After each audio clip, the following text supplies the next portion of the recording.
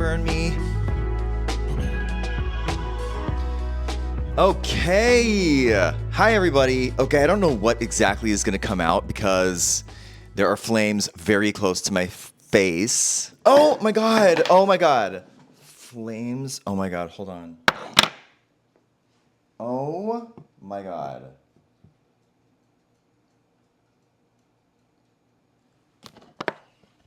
Listen, I just want to make a cute little set for you all.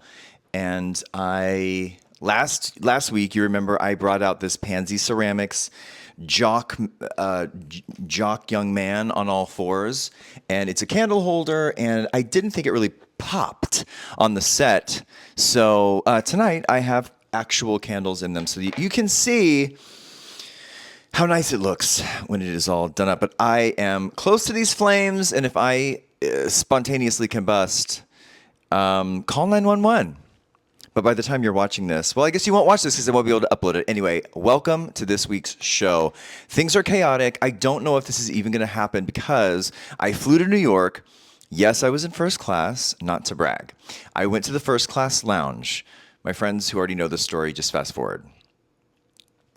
As I sat in the first class lounge, enjoying my steak frite, the gentleman approached, the gentleman being the waiter, and he set down a little bottle of Pellegrino for me because I had a Diet Coke as well. I like to have 2 drinks, okay? Kill me. By the way, I'm wearing too much bronzer right now, and that is how I am coping with the stress of life. It's making me look like Honey Boo Boo if Honey Boo Boo was a F to M trans gentleman. Anyway, welcome to the show. I was in the first class lounge. I was enjoying my steak frite. And then I look at my watch. Oh, it's time for my flight. And I haven't enjoyed the Pellegrino. So I put the Pellegrino in my bag just thinking, oh, I'll enjoy it on the plane. Bitch, I'm in first class. They give you water when you sit. You can have whatever you want. I don't have to bring the little bottle of Pellegrino to the plane. But it was such a cute little bottle. And so I did. I put it in my backpack. Now, here's how the backpack was packed. Sweater, hoodie, pullover, something for warmth in case the flight gets cold. Red light mask in the back pocket. And then in a separate container, a separate container in the backpack was my laptop. On this laptop, I have made an EP with the music software. I have edited now 20 episodes of this podcast on Final Cut. I use that laptop for everything, and I use it in my live shows. The reason I had it, and the reason the story is important is because I was on my way to New York to do a show, and I need my laptop for, it's like a presentation. Long story short, I get to New York, I land, and I notice, my sweater's fucking damp. The bottle had spilled. It was a very tiny little baby bottle of Pellegrino. But even one drop could be disastrous around electronics, and girl, fucking it fried my entire laptop. So I panicked. I went to the Mac store. I bought a $2,500 iPad Pro because they promised that it would work at the sound system of the venue where my show was. It didn't work. So I returned it, got the money back. And now I am sitting in front of this relic, this ancient stone tablet that I got from my friend David in 2018. This is a MacBook, what used to be a MacBook Pro. This is, I cannot believe that I even got it to turn on, but it looks like it's on. I have some notes on my phone. So we'll see if I can even edit this together. But welcome to the show. We're on episode 4 of season 3 of Workout. We're almost done with the series, and I am I'm pretty excited about that. I can't wait to be done. I got Lauren Ashley Smith from Smith Sisters Live to do a little interview with me and to kind of go over the episode. She didn't watch the episode, but that's okay. She didn't have to. People don't have to watch Workout to be able to enjoy what I am bringing to you. I feel like the closer I get to these flames, the closer. I feel like my bronzer is going to start melting down like the guy from Indiana Jones, Raiders of the Lost Ark. You know, at the end when the Nazis, when the Ark of the Covenant explodes. Wow, what an insane plot. They find the Ark of the Covenant, and the Nazis want it, and then the Ark of the Covenant gets touched, and then ghosts squirt out of it and then melt everyone's face. Who thought of that? It's pretty lit. Love that movie. Indiana Jones was like my inspiration to being in show business. And look where it's brought me, sitting in front of an anus candle holder and a neon sign. Okay, I'm also using my iPhone 12 for notes. Can you see how cracked that is? It's gorgeous. I think it's very artistic. Some couple notes on the airport. The people movers at JFK, they don't work. So they're down. So you have to walk 10 miles to your gate. Here's the thing. I thought we were at a place in life where we all understood that you stand on the right and you walk on the left. We are at an airport. People do have to make connections. People can be in a hurry. It's not because they're assholes. They like to get from point A to point B, and they don't. When I have to walk behind someone on one of those people movers, I want to get out a little teeny tiny razor blade and slice out my own eyeballs, put them in a NutriBullet, make a smoothie, drink it, throw it up, and then take a shit. Learn how to fucking walk.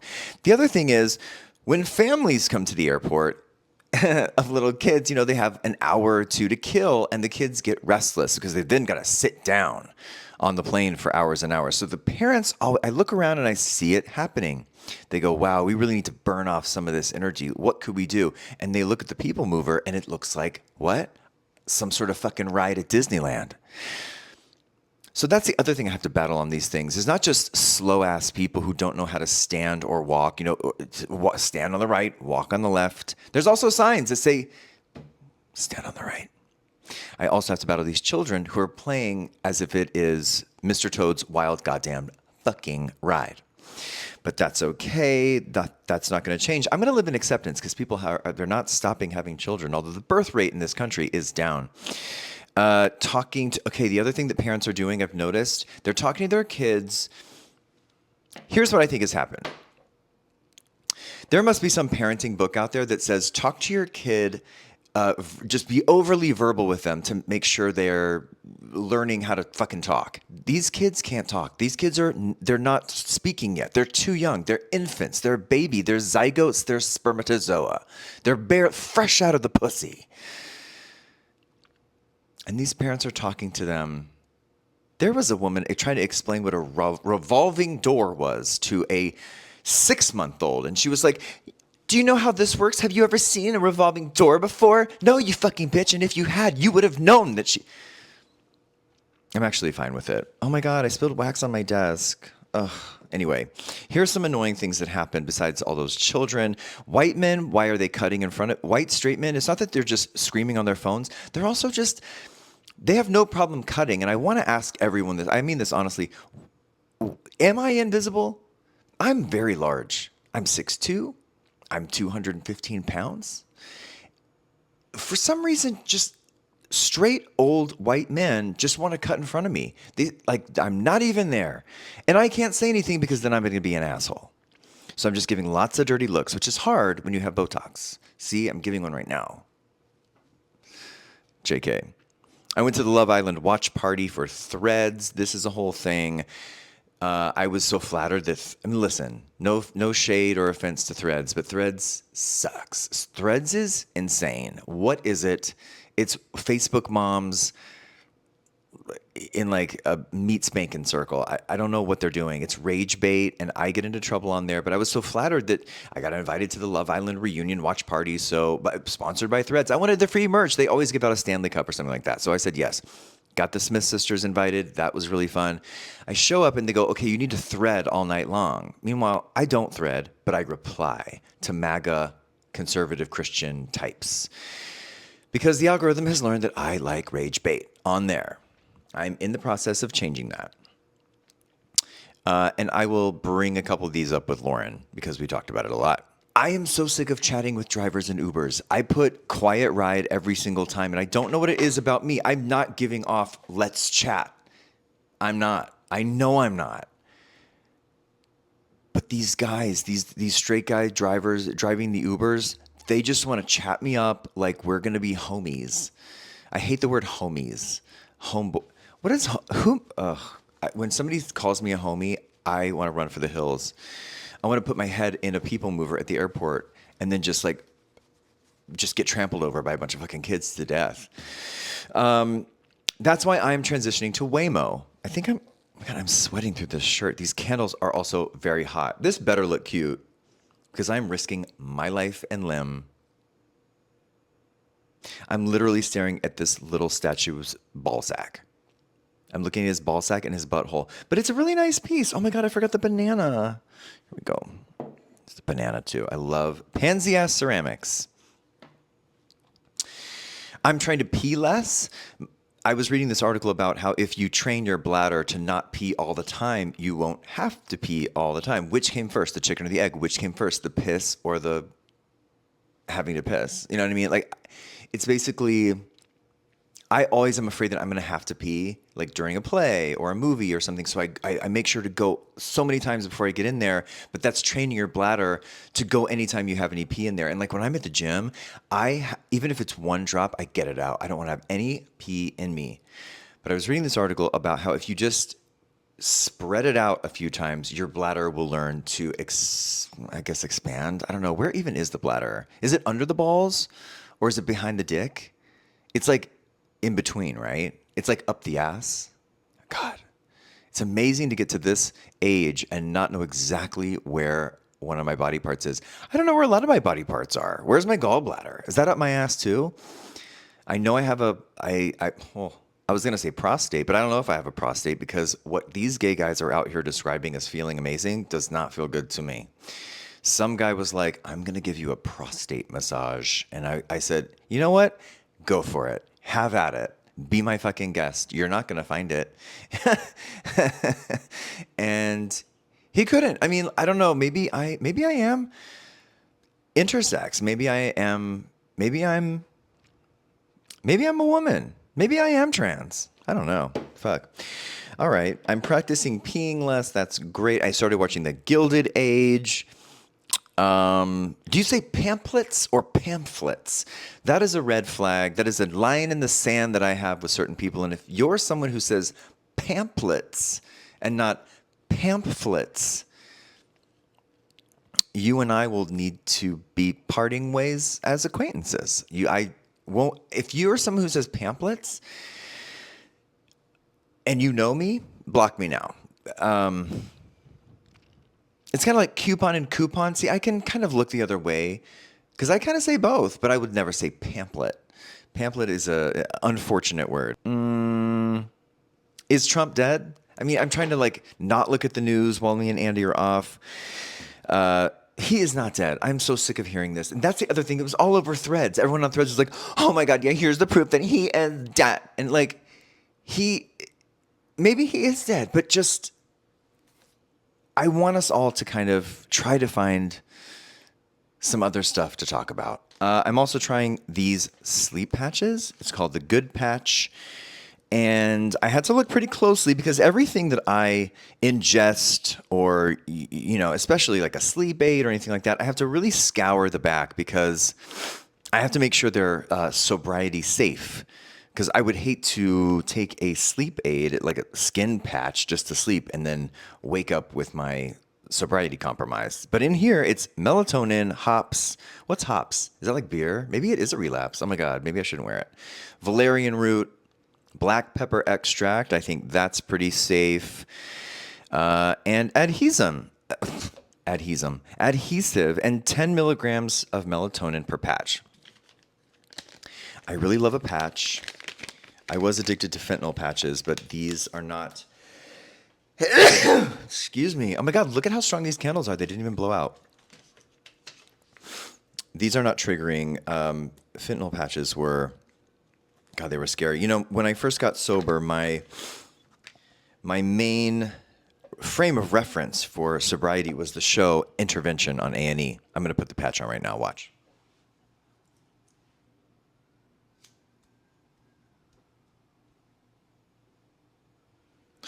If I all of a sudden fall asleep.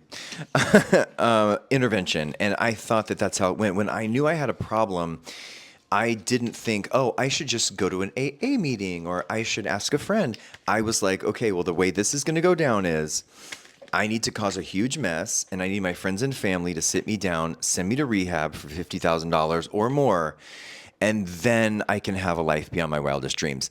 I could have saved myself a lot of time and money if I would have just, gone to a meeting or talked to a friend. But when it was time for me to get sober, I did all that. I had caused such chaos that I had an intervention. And I had watched the show so many times. I have a tattoo of an intervention quote on my arm. Oh my God, I put lotion on. Now the fucking patch is just like $13 fucking dollars. Put it up your ass. Now I have to go. Anyway, whatever. Maybe I'll just like count sheep. What are they saying? Oh yeah, fentanyl patches. Let's just get into it. Let's just move on to the episode. We are almost done. This is a quickie. It's Labor Day. It's a holiday. No one's even going to listen to this. This is just kind of a freebie. We're moving forward. I don't want to skip a week. And then we only have 3 more episodes left, and the whole thing's done. And then I'll move on to Anna Nicole, or maybe I'll do some movies, Basic Instinct 2 and such as. So thank you for joining. Enjoy Lauren Ashley Smith. We'll be right back. Oh. You just double check, because I've done this before, and the whole interview had to be scrapped. Oh no. Yeah, when I spray tan my Labubu. Am I clipping it or holding it? You gotta hold it. Okay, gotta hold it. Okay, gotta hold it. Happy to. She has to be kind of close. Okay. Wow, a couch chat. Yes. You look so beautiful. Thank you. To be honest, I tested out a little bit of free skincare before I left. And some of it is even tinted. That's why I said he's looking a little dork when he walked through the door. Well, I'm addicted to spray tans. Yes, you are. And such. Mm-hmm. Lauren Ashley Smith, welcome to the show. Thank you for having me. Just to catch everybody up, my laptop has water damage, so I'm in between laptops. So I don't know how much of this is I don't know if I'm gonna be able to edit angles of us. So this might be the angle you're all watching. But hello. You're a professional. You're a radio superstar. So if you're listening to this, you won't know the difference. Right. It'll sound You'll be none the wiser. Because these are powerful little mics. I love them. They're very cute. They look like little Labubus. Aww. They look like black Labubus. Do they have those? Natural hair. No, they don't, because it's racist. Racism. Yeah, I would love an African-American Labubu. Actually, okay, you know that British girl that says, I have the world? Yeah. She posted a black Labubu. And she got in so much trouble for it, but it was a rapper made a Labubu of himself. Like they made merch. Oh, it was like a. So it didn't. She was just saying, "I love this Labubu. It's my favorite rapper," but it looked terrible. It looked like she had put it in Le Face de Black. Yeah, it looked like those dolls that my mom used to decorate the house with. Before we started recording, which was just 5 seconds ago, we were talking a little bit about Betty Who. There's been a lot of controversy. She was on a podcast, and she was basically responding to people saying that she had come out as bi or whatever, that she was pandering or something. Is that right? So she was responding to that by saying the gay community. Maybe I'm getting her confused with JoJo. I honestly don't even remember I don't remember what the question was. Yeah. And I only half remember the answer. I remember yeah, I guess I half remember. Do you know what I'm saying? I'm getting it. I'm compounding them. Conflating it with JoJo Siwa saying, I felt like the gay community bullied me into coming out. Right. I don't think Betty said that. She didn't say that, but it had the same vibe to me. It was kind of like you feel pressure to come out because you're a public figure and you want to be an ally and you want to support, but at 21, you may not know your full sexuality. Now, when someone says something like that, the only option you have is to insert your own experience into it. So as someone who is only gay, a little bi, but gay, gay, it's hard to wrap your head around that because you're like, and also it came across bad because she's been someone who has been with a man, married to a man for 15 years or something. Which when I saw, again, only half remembering, but I'll speak to my own experience. Right. I, for my whole life, really identified as bi. Now I would say I'm pansexual. Yes. But I really do not feel 100% gay. Right.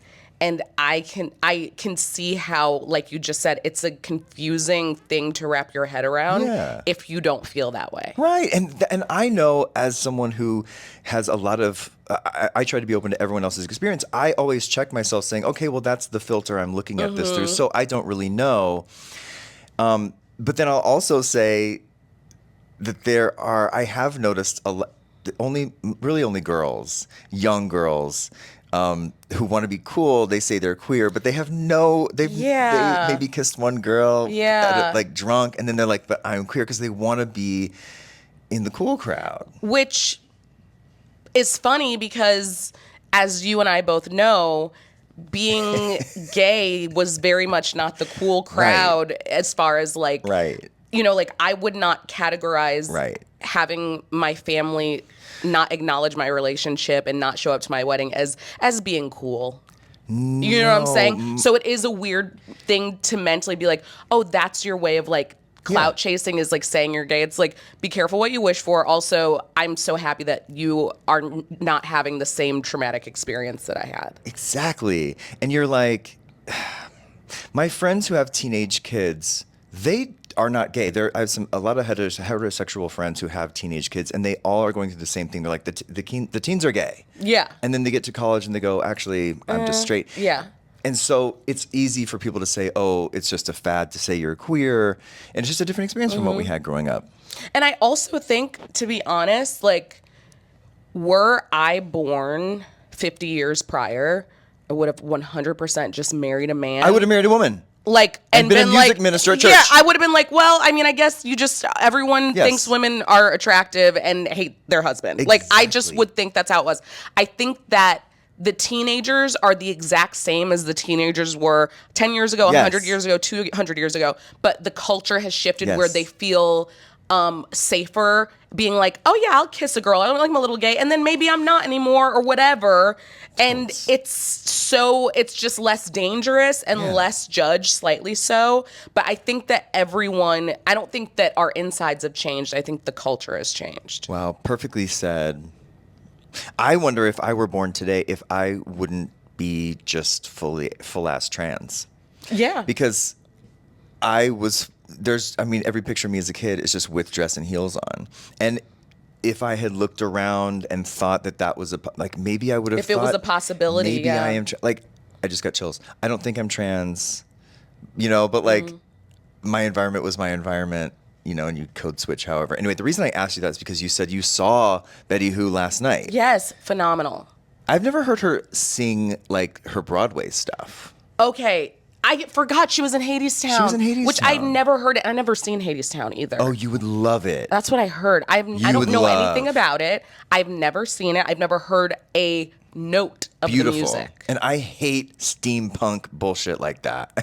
I can't stand up steampunk. I hate that aesthetic. I hate it. It can't cross my eyes. But it's beautiful music. Okay, I'm excited. No, she was phenomenal. It was such a great show because I've only ever seen Betty do her upbeat show with her dancers and stuff. And this was her with the LA Phil. So it was it was stripped down. She was in heels and a dress and a tux and all these things. She did the first set, just her and the piano and her and the guitar. Wow. And she did all of her hits acoustic stripped back. And then the second half, the LA Philharmonic came out and they sang the rest of her hits with the full might of an orchestra. Wow. It was spectacular. Damn. It was so cool. And also, the crowd was the coolest crowd. Vincent was in the crowd. So cool. It was all musicians and just the chicest, coolest people. Yeah, I mean, listen, the power of a straight white woman. Good for her. Yeah, well, she's queer. I'm kidding. I'm kidding. I love her. I will always love her. She was very important to me during 2012. And today. Yeah. I'm so Who crew. It's crazy. Totally. So you weren't able to watch this episode. No, I'm so sorry. Do not apologize. I literally said you don't have to. And you don't, because I can tell you what happened. Please. I'm 4 episodes away from being done with this entire series. And while I love Jackie and I love Bravo and I love all the shows, I cannot wait. I can't to be off the ride. Wait to be done. Mm-hmm. You can tell why it was canceled after season 3. They've lost they're trying to catch a dragon of Biggest Loser, and they're trying to basically. Did you ever watch Workout? I think I saw maybe 6 episodes back in the day.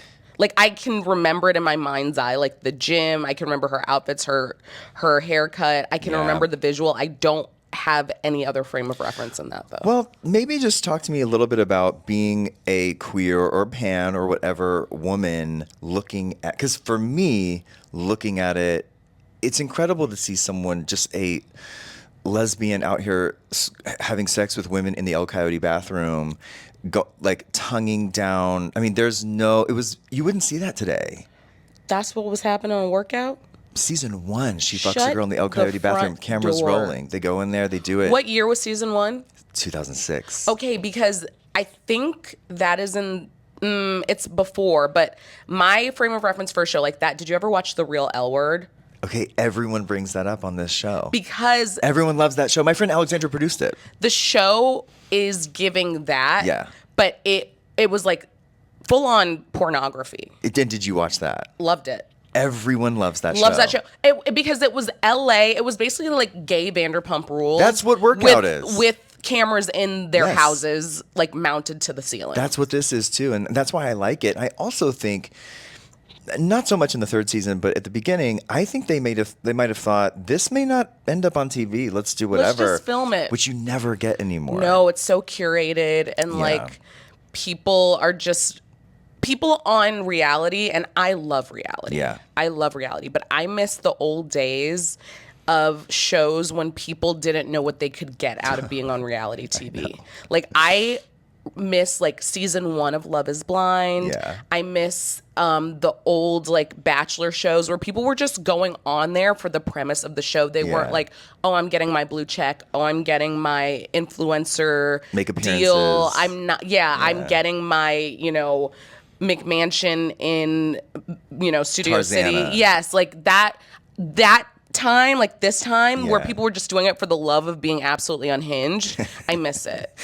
I do too.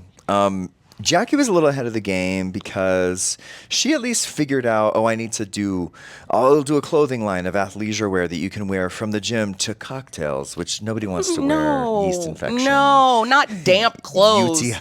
Hell no. But this episode, so we're winding down. I don't know. Let me just look through my notes. Lesbian travel dynamics. I want to ask you about this. We're now in the lesbian cruise aftermath. She takes all her employees on all the girls on a lesbian cruise, and gets them all wasted. And I say this lovingly, portrayed as somewhat of a predator. She's, trying to get the straight one to make out with her and things like that. And Are these her employees or her clients? honey, last season, she had an affair with one of her employees, Rebecca. Oh, girl. They dated. Oh, girl. And I think they dated for the show, but we'll say they dated for real because... Jackie. Yeah. Because Rebecca wasn't gay. Going back to our original conversation, Rebecca the first season had a boyfriend. She was showing Jodie Watley a dick pic at the gym. You know Jodie Watley? Name sounds familiar. Pop star from the 80s. Oh, yes. And then the second season, she was like, you can tell that Rebecca was like, oh, I'll get more camera time if I date Jackie. I'll just be fluid. But it was kind of cute. Okay, they're go likable. off. Anyway, so they do that. Okay. But lesbian travel, have you ever been on a lesbian cruise? I have not. I used to aspire to, but I hate the idea of a cruise. Period. I think will cruises never go. are nursty. Okay, nursty things. The poop cruise. Poop cruise will not do it. However, back in the day, I was semi-willing to break that rule for a lesbian cruise because I think that does sound fun. It does. I want to go on a lesbian cruise. It I do not sounds want to fun. go on a homosexual man cruise. No. You couldn't pay me. My music director, Brian Nash, is the entertainment director for Atlantis Cruise Lines, and that thing is packed, jam-packed. He's there every few months, and he plays piano. They do the piano part. Natalie Joy Johnson performs a lot on there, and big comedians. Yes, Joel huge. Kim Booster, and Yes. whoever. And it is 8 days. And Natalie says the first, it's also international waters, so you can kind of bring drugs and it's all fine. Oh my so God. by the time they reach the 8th day, none of them have slept. They're all bleary-eyed, and they're just whoever they can get it just turns into a zombie apocalypse. Oh my God. And then Brian, he showed me screenshots of there is a Discord for the ship. Oh my God. And it's basically just people being like, I'm in room 12, come fuck me. And there is one screenshot that I look at whenever I need to brighten my day. And it is some twink. You're going to love this. There's some twink. It's like 5 a.m. It's like the 5th day. And he just says, I'm in room 520. I need someone to come bing, bang, bong my insides.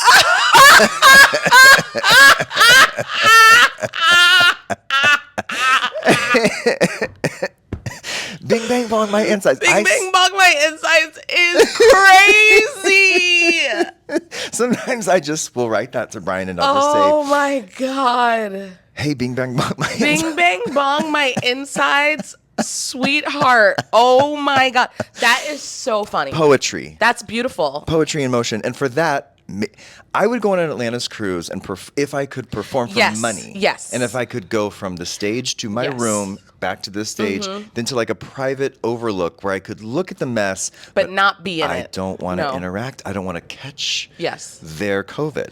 Every single person in the LGBTQIA plus community is my sibling, my relative, my loved one. But I would need the Coast Guard to come get me and free me from that environment after 20 minutes of being aboard. Hell, I know that the next morning after one day, I would panic. Yeah. Get me off this Get ship. me off this ship. I need a place I have to escape. I can't be trapped. No, and like the idea of looking out of a window and seeing the open water and like not seeing any land and just being like, okay, we're out here basically alone. Yeah. No, thank you. Like it's making my heart race a little. Well, they went on the Was it Olivia? Olivia. Uh-huh. Yeah. And I mean, whatever. They played pool games, and Rebecca, who is not a lesbian but dated Jackie all last season, was like bouncing on these big butch lesbians' laps with a balloon, trying to pop a balloon on their twats. And these are just... That sounds fun. I'd love to do that. I would love that too. So they get back. There is no real fallout. This is the crux of the episode, which is boring to the last 5 minutes, so we'll skip through. You can tell that they are trying to chase the Biggest Loser thing, and she says, okay, we need to try to sell Sky Sport and Spa as a program, because we were starting to learn that diet and exercise or just going to the gym, you needed to have a life overhaul, which now we've learned more. But it started as a bougie gym. Now she's like, no, it's a program. They don't crack it, and they're really trying hard to sell it. But at the end of the day, they're just at a bougie gym, which is, she claims $400 an hour. And this is the beginning of the Bravo aspirational, you can't have this lifestyle unless you're bougie, which go off. It turned into the Housewives, whatever. Yeah. But it doesn't work when you're a severely overweight person whose life is hanging. They're trying to make it like their life is hanging in the balance. And did you watch the Biggest Loser documentary? Yes. How upsetting was that? It made me sad. Me too. Because I did watch some of the later seasons, I think. Yeah. I was not aware of the first season, like Temptations, where they were making them carry food with their mouth from point A to point B. Go B. get a cake and bring it over here. Or you can see your family if you eat this pizza, those types of things. When that woman, I forgot her name, I think I want to say it was Susan or something, but the lady, it was like she thought that they were just going to the hotel, and then they dropped them off at the beach for the first episode and made them run to a finish line, and only if you cross the finish line did you get on the show. And she basically died during that challenge, but she really wanted to be on the show. And then they were, Bob and that woman were so mean to her. That woman needs to go. She needs to go. She needs to go on a cruise and sink. I hate her. I hate her, and I've said I've hated her on 2 episodes of this so far. Jillian Michaels. She's a rotten witch. She's a rotten witch. She's a fucking cunt. Yes. And what does it feel like to see a lesbian with an African-American adopted child saying gay pride is bad. And that slavery wasn't the fault. Yeah. White people. There are so many white people who didn't have slaves. Yeah. That pisses me off. To a black man. Yes. It pisses me off and sends me to another dimension. I hate her so much. And I think there's something to be said for the fact that 10 years ago, more than that, she was the only person that Andy ever named as the worst person on Watch What Happens Live. She was so hateful. Mm-hmm. She's a hateful person. She's a hateful person. I have actually really liked hearing from people dissecting what she had said, because when you hear it, you're like, oh, well, maybe there were only 2% of, and then, but no, hearing people like Touré, I know that Touré had a moment where he was problematic or whatever, but I happen to like Touré. Him breaking it down, I thought was really nice and really thorough and kind of like put it back, just kind of brought us back to reality a little bit. I personally, and I don't want to get like too academic or nerdy, but I personally think that a lot of people could stand to read, because slavery was so recent that there are many, many, many firsthand written accounts by people who were enslaved. You can think of incidents of the life of a slave girl by Harriet Jacobs, Frederick Douglass's autobiography. People need to stop getting their information from Instagram or talking heads, TikTok, whoever. Read actual narratives from enslaved people so you can understand and do your own research by reading a book. Well, the whole like critical race theory thing that happened in 2020 or whenever they started calling it critical race theory, but that whole New York Times project, what was it? The 1619 Project. I was reading those and I was like, wow, this is history we weren't taught. Correct. And instead of that landing for the rest of the country, for the majority of us going, oh, this should have been taught, aren't we glad we're reading it now? The fact that it was so villainized as they are trying. I still am in shock that happened. Why not just read it as supplemental history? Yes, it's unbelievable, and the reaction so was mad. So defensive. Yes, and it's like they said outlaw it. Yes, no one is saying anything about you. All they're saying is this is what happened. Yes, that's it. It's crazy to me. It's wild. Okay, anyway, back to workout. Talking about Jillian Michaels. Jillian Michaels, yeah. I mean, okay, and you know that Jackie and Jillian Michaels were ex-girlfriends. Shut the And that front Jillian door. Michaels started the gym together. And then she threatened to sue Jackie if she didn't pay her out. And then she got Jillian a job as a writer's assistant at ICM. They have a whole past. Okay. Yeah. Lesbian drama. Wow. That proves every lesbian knows each other. Right. There is this B storyline that Erica, who you don't know, is going to model with this guy Greg, who has since passed, R.I.P. I tell the story every time to the guest. Greg passed away when he was shooting fitness content on some railroad tracks over here and got run over by a train. It was near your house.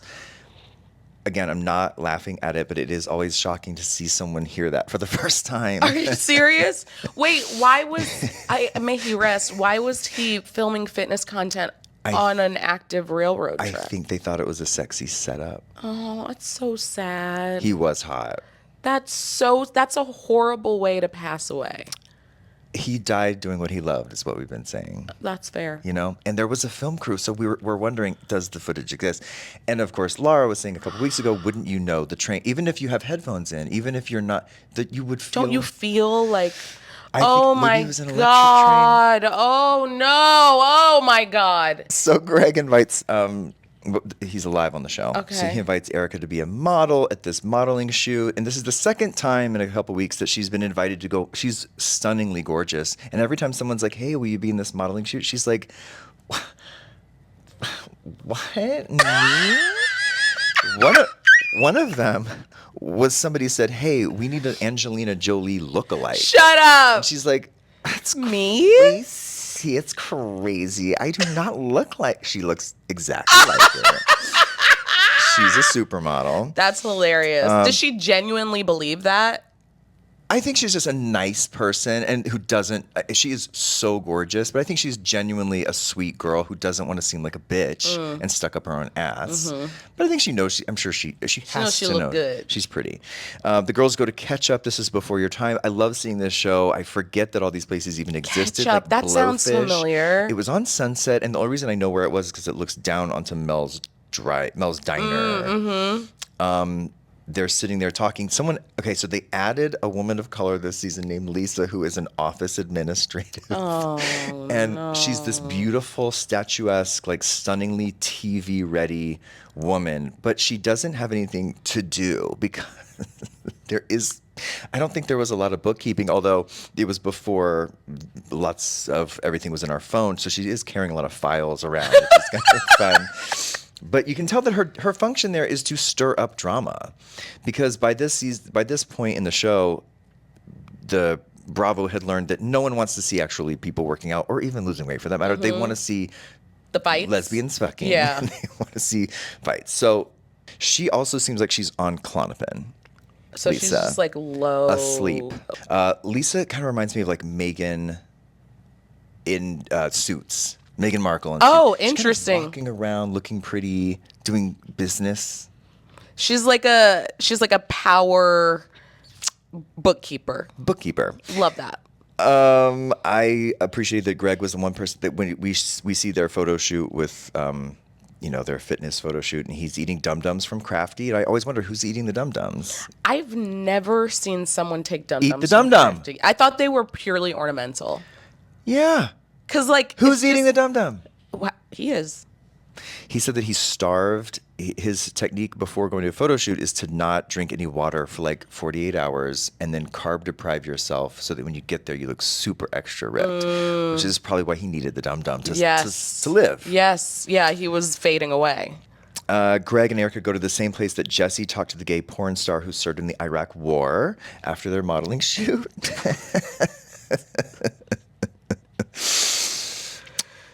Okay, now we'll end with this.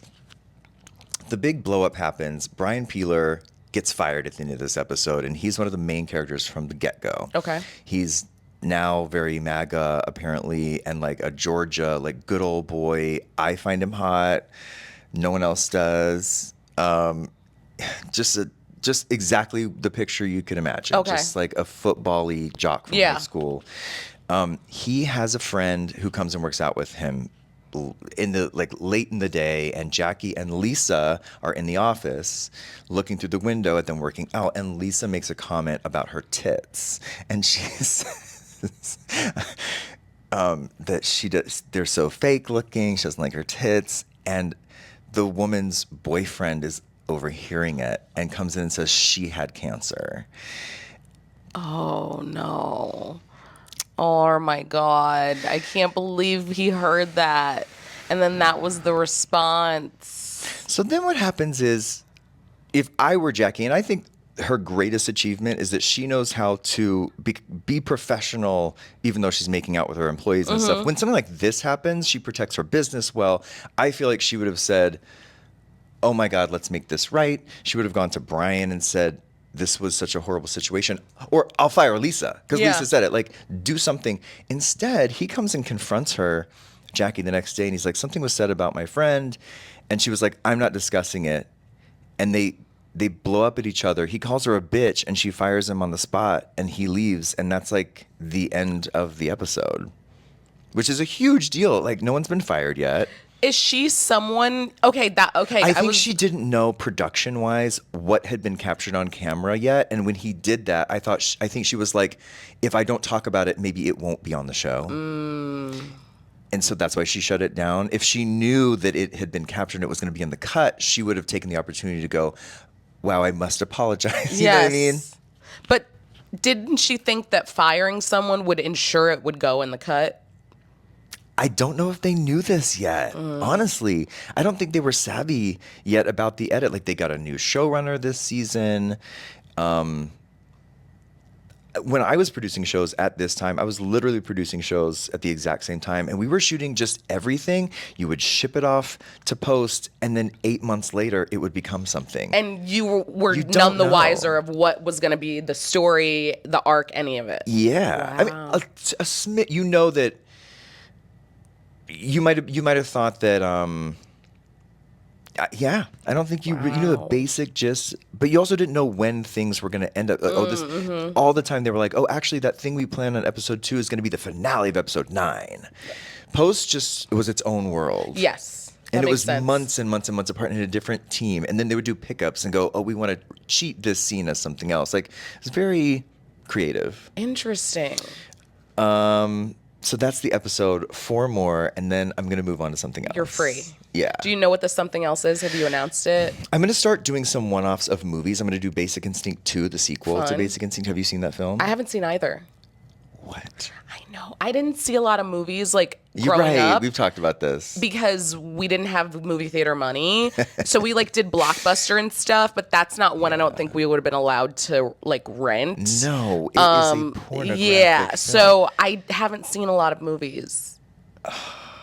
I need you to watch Basic Instinct. I will. I would love to. It's great.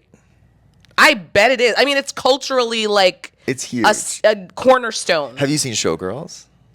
Yes. Okay. Yes, I have. And that is truly That's a piece of shit. It is, but it's But amazing. great. It's great. It's I great. saw that in the theater with my dad. I think I saw it like on TCM or something, like or like on TNT or TBS. Oh, well, you On need to see TV. the uncut. That's true. Maybe I've only seen the cable version. It was yeah. NC-17, and my dad drove me to the mall, and we watched it in the theater together the day it came out. And what did he say after? I don't remember, but he and I went to go see those. I think he was trying to like sexualize me He into was looking trying at to vaginas. Yeah. He was like, we can't let this keep going down this trans path. He was like, my son is not going the way I want him to go. You're going to so sit here and look at these girls fucking. yes. Yeah. But it didn't work. It didn't work. It didn't work. I'm Thank God. I'm going to do that. I think I might do Anna Nicole. Yes, I loved that show. That was like, I really want to do that first, but I'm glad I did this. The thing about Anna Nicole is I think it was on for a billion episodes. And it was? I remember it think being really short, but I think you are right that it was on a lot. it was on, maybe they just reran it a lot. It just feels like there's the volume of it, and I have such bad attention span. I think what I might do is watch season 1 and do a season 1 special, and then maybe season 2, but I can't do every single episode of this show. Can I give you a suggestion Yes. for down the line? Yes. Being Bobby Brown. Oh, I have a history with that show. What is it? Andy was sent the raw footage before it aired on Bravo. I don't know if he even worked at he might have just worked at Trio. I don't even know if he was at Bravo yet. It was early, like 2003 or 4, something like that. Maybe 5, I don't know. But just it was early. And he goes, "You won't believe this. They sent all this footage, and we got together, me and him, his friend Lynn, I think Hickey, and we smoked pot and we just watched this raw footage, and our jaws dropped." And he was like, "Well, this will never air. Like, no one will." And ever. baby, it did. It did. Like 2 years later or a year later, they figured out how to cut smartly, and then I remember the conversation was like, "Whoa, they signed releases." They did. So stupidly, they signed. But for me, releases. it was so chaotic, but it humanized Totally. Whitney Houston in such an amazing way to me. I was like, oh, she's a regular person Yeah. who like just likes hanging out, like because her whole image was so sanitized Yes. and so like. She's just this innocent, but it's like she married Bobby Brown for a reason. Like they were two peas in a pod. I love seeing how much they love each other. I love seeing how much fun they had. That show was so good and so funny. It's so major. I think Erica from Bravo mentioned that on the show. That was a pivotal one for her too. I remember it. And I remember, the picture of her became more clear once you saw that. And she's so likable. She's the Yes. most, I just love She her. honestly is in a lot of ways like a similar to Cardi B, like just a Yes. naturally charismatic, Yes. the way that she speaks and sees the world, so smart and also and so famous, but also so down to earth. Yeah. It's like that similar in like a Kiki Palmer-ish way too, where it's just like this person, everything they do is so compelling because they are so authentically Yes. like real all the time. And like that's not even to say anything about the voice. Exactly. It's like all of a sudden she also has this Barbra Streisand level Yes. singing voice. Yes. She has my favorite voice of all time. Beautiful. Her voice can do things that no one's voice can. She's my number one. And then we work our way down the line from there. I would agree with that. She's my favorite voice. Yes, because it can do so many things. Yeah. Any other lesbian tea or revelations? What other shows were big for you at this time? So this was 2008. Okay, other shows that were big for me at this time, I think this might be a couple years ahead. I mean, earlier, but Sorority Life on MTV. Wow. I really loved shows from this time period. I was deep in a Teen Mom and 16 and Pregnant. Never watched it. Oh, Never watched it. Teen Mom OG. Is that Farrah would Abraham? blow your. It's Farrah, Amber, and Macy. Wow. It would, and Caitlin and Tyler. It would blow your mind. Unbelievable stuff. I did not miss an episode. Those were like my seminal shows, but especially Sorority Life too, because that was like I was like, oh, I want to go to college and like be like a semi-adult. Yeah. You know.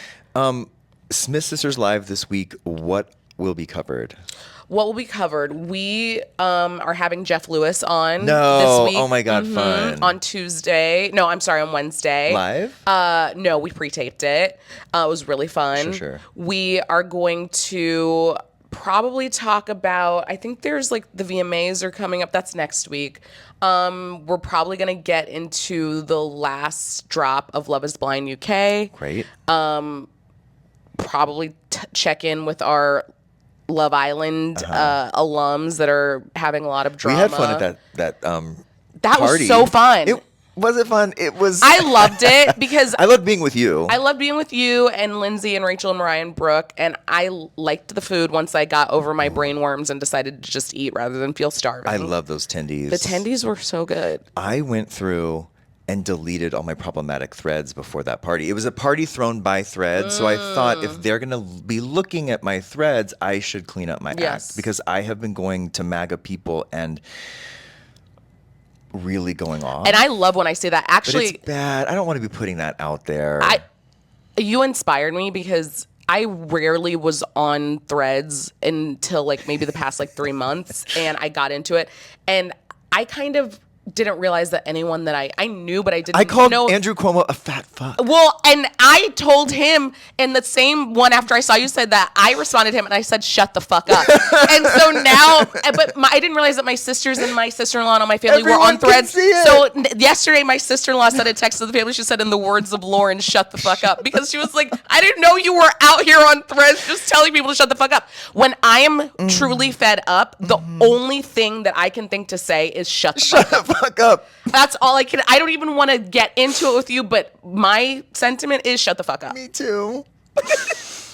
I check threads once every other day, and it's at like 8 in the morning, and I'm just like, okay, just checking the things, clearing the messages, whatever, and it just knows to serve me rage bait. Yes. And I can't take that bait anymore. I'm better than that. And mine, you need to just go to following, because mine doesn't show me rage bait. Mine shows me loving things. It shows me Nicolandria edits from Love Island. It shows me things from shows that I like. It shows me women's sports things. It shows me breaking news. Shut the fuck up. And it shows me, and it shows me your responses, which then I piggyback on yours and I say shut the fuck up, and then I move on with my day. And I guess I said something else to Andrew Cuomo. He was talking about Mondani, Yes. and he's gonna do this or that, and I said, take your fucking dusty ass to the nearest Carvel and shove a whale cake up your pussy. Brilliant. No, but it's messy. Brilliant. I'm a 47-year-old grown ass woman. It woman. doesn't matter. Listen, we need voices like that, because while my shut the fuck up is like, it's so rote, it like just bounces off of people like that, but his social media manager is reading all the replies and just going like through like, you suck, you suck, you suck. It's not landing. Shove a whale cake up your pussy that's moving the needle. I'm dying. That's moving the needle. So embarrassed. Yeah, we need you. I'm gonna get in a writer's room from those Yes, threads. we need you. Okay, I'm gonna stop doing that though. Although I did say the other day in response to the Snoop Dogg thing, That's another shut the fuck up. shut the fuck up. It was the day after the Threads party where I had cleaned up my act and I couldn't resist. I just put a thread out that said, I think every newborn baby should be taught about homosexuality. Every baby's first word should be faggot or dyke. That cracked me up. Lauren, have you seen what people said to me after that? No, what did they It's say? people from our side saying that I'm You're part of the problem. self-hating gay, don't ever say those like they a lot of people People don't understand satire. didn't and I wrote to one person. I was like, I'm sorry, this was just like a joke about the Snoop Dogg. Yeah. thing. Like, I don't imagine me really thinking that.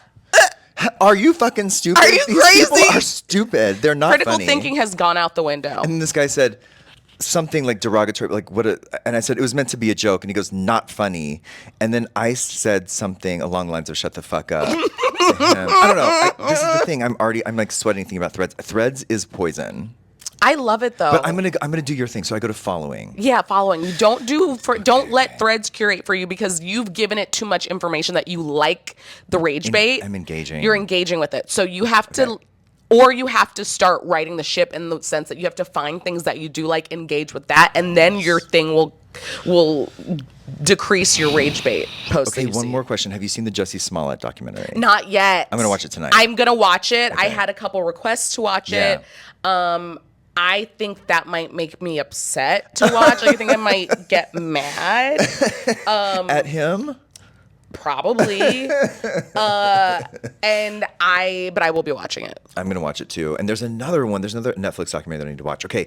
Smith Sisters Live, Lauren Ashley Smith, MSLAS on Instagram and everywhere else. pretty And much. TikTok and Threads, yeah. Anything else you want to tell the people before we go about our day? Oh, listen to our podcast, which is the podcast version of our radio show, Smith Sisters Live Deep Dive. We drop new episodes every month. So Monday, September 1st, we have another episode coming out with Jake Shane, amazing TikToker. Yeah. We talk about Taylor Swift's engagement. We talk about Selena Gomez's engagement, her bachelorette party. And it's a nice way to get a taste of Smith Sisters Live, but you can get that wherever you get your podcasts. And if you like it, leave us a 5-star review. Yes, do it. And of course, 6 a.m. on the West Coast. Every morning, Smith Sisters Live on Radio Andy Channel 102. And, people are listening to the Spotify versions of our Sirius shows. I know a lot of people who only know me from that. I'm sure. So this is a good thing for you to be promoting for sure. I'm so happy that people have the chance to listen to it. And I also am so grateful to you that I said I missed it, but you were on our show a couple weeks back. It was fun. When I was out of town. And it was such a good episode and so so fun. fun. And my sisters and I love John so much. We love you so much. I love you too. I really appreciate you doing this. Of course, my pleasure. Okay, bye. Bye. Thanks for use of your phone. Of course. Easy, huh? Yeah. Thank you so much. Maybe I'll be able to edit it. I hope.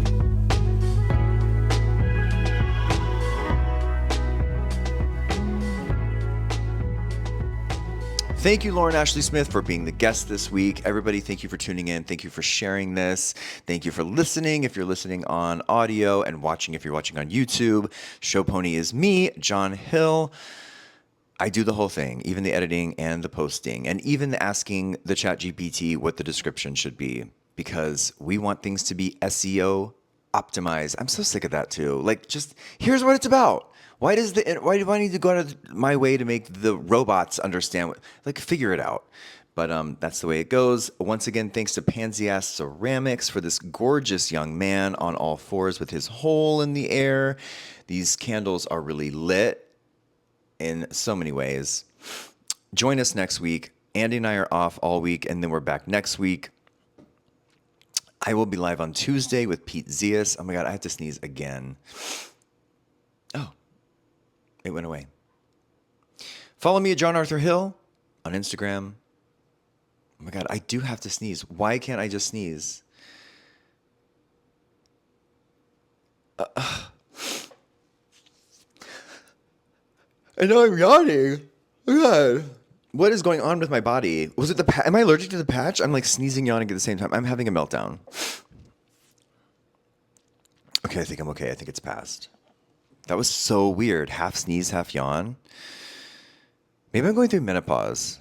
All right, thanks for joining us. We will see you next week.